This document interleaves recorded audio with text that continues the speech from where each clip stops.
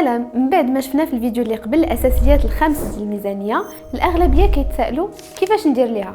اليوم غنفسروا لك كل شيء، خليك معنا وتبع معنا حتى الاخر. ما نكذبوش على راسنا، في المجتمع ديالنا كنصرفوا بعشوائيه، سواء كان مدخول قليل ولا كثير. فاش كنبغيو نشريو شي حاجه كاينين جوج ديال الاحتمالات. الاحتمال الاول الفلوس موجوده كتمشي تشري كل شيء دقه واحده. الاحتمال الثاني الفلوس ما موجودينش كتمشي تشد عليهم كريدي. وفي الاحتمالات بجوج كتزير راسك، كتبقى على الدص، ولا تبدا تقول ظلموني حتى كتوصل فيك العظم. عاد كتسول راسك علاش وكيفاش. الجواب هو ما كديرش ميزانيه. خاصك تعرف بان الحياه بلا ميزانيه بحال سايق طوموبيل بلا فران. غنعطيوك 3 المراحل باش دير ميزانيه. المرحله الاولى جمع المعلومات المهمه على المداخل والمصاريف ديالك. غتجبد جميع الفاكتورات ديالك، طلع على الحسابات البنكيه ديالك كاملين، الحساب الجاري وحساب التوفير.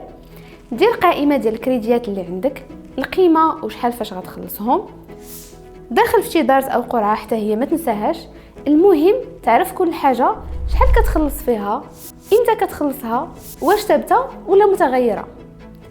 الهدف هو تعرف راسك شنو كدير بفلوسك، وتكون عندك رؤيه واضحه على المصاريف والمداخيل ديالك الشهريه. باش تسهل عليك هذه العمليه كاين بزاف طرق وانت في شنو كترتاح.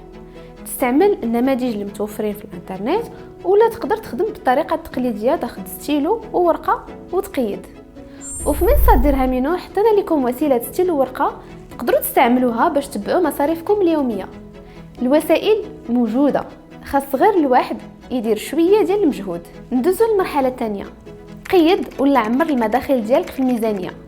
هنا غندخلوا للمعقول، غتبدا تحط الارقام في ميزانيتك، غتحدد المداخل ديالك. الا كنتي موظف العمليه راه سهله، المبلغ باين وغالبا كيكون شهري. اما الا كنتي فريلانسر خدام لراسك غدير معدل المداخيل ديال 3 شهور ولا 6 شهور للاخرى، والمبلغ اللي غيخرج لك هو اللي غتحط في المداخل. ما تخلع ما تدهش، الميزانيه راه بسيطه، ما تسترسيش راسك. ريلاكس، خلي الوضع ريلاكس خلاص. يلا خليكم معنا. في الاول ماشي بالضروره تجيب كلشي هو هذاك. ميزانيتك غتبقى تحسنها مع الوقت حتى توصل للصيغه اللي تنطبق مع الوضعيه ديالك. في المرحله الثالثه غادي تدخل المصاريف المتغيره والثابته. الطاقم ديال ديرهامينو كيوصيك على حاجه وحده، ما تهمل حتى شي حاجه.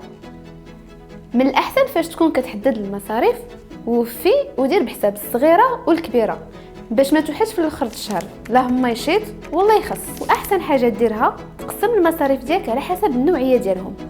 المصاريف ديال الدار، الاقتطاعات، المواصلات، التقضيه، المصاريف الخاصه بك الى اخره. وراه وفرنا لك في وسيله ستيل ورقه تصنيفات كيجمعوا اغلب المصاريف المعروفه عند المغاربه. نتمناو هاد التصنيفات يناسبوك. صافي، هنا جمعتي المعلومات اللي عاونتك باش تحط المداخل والمصاريف ديالك. هنيئا لك، راه دابا عندك اول رؤيه للوضعيه الماليه ديالك. تقدر تفرح وتقدر تصدم. علاش؟ لان غادي دير مقارنه بين المداخل والمصاريف ديالك.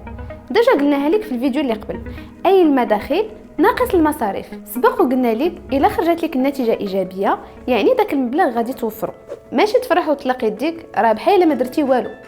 وإلا خرجت سلبيه في هذه الحاله ما تخلع ما تدهش. الهدف من الميزانيه هو دير تحليل المصاريف ديالك وتقارنهم مع المداخل باش تحدد المصاريف اللي فوق الشبعه واللي ممكن تستغنى عليهم. مثلا داكشي اللي تخسر في القهوي فاش كتجي تحطو قدامك، سواء في ورقه في اكسل في ابليكاسيون، غادي تصدم وغتعرف باللي بزاف د الفلوس كان ممكن لك تستغلهم باش تحقق هدف من الاهداف ديالك. بهذه الطريقه وبفضل الميزانيه بتحليل وتتبع المصاريف ديالك، الا كنتي كتوفر شويه غتزيد توفر اكثر. الا ما كنتيش كاع كتوفر غتولي تخدم على راسك وتبدا مسيرتك في التوفير، واخا تبدا غير بالقليل، اللهم القليل ومداوم ولا كثير ومقطوع. راه ماشي غير اجي ودير لاباس بالليله ونهار. الاهم في هذا الشيء هو انك تبدا وتلتزم. يلا زعم وتوكل على الله. ها انت قلتي بسم الله، اول حاجه غتبدا تجمع ليها هي صندوق الطوارئ، اي المبلغ اللي غتوفره لدوائر الزمان. ما تعرف الوقت شنو كتجيب. من بعد كل الاهداف ديالو تقدر تجمع باش تستثمر في البورصه ولا في مشروع، توجد للتقاعد ديالك، ولا كان الحلم ديالك تسافر لشي بلاد غتوفر باش تمشي ليها وزيد وزيد. مثلا بغيتي تجمع 5000 درهم في العام، الهدف من الاهداف ديالك. نعاود نفكرك، الميزانيه ماشي صعيبه، ما خصهاش ستريسيك.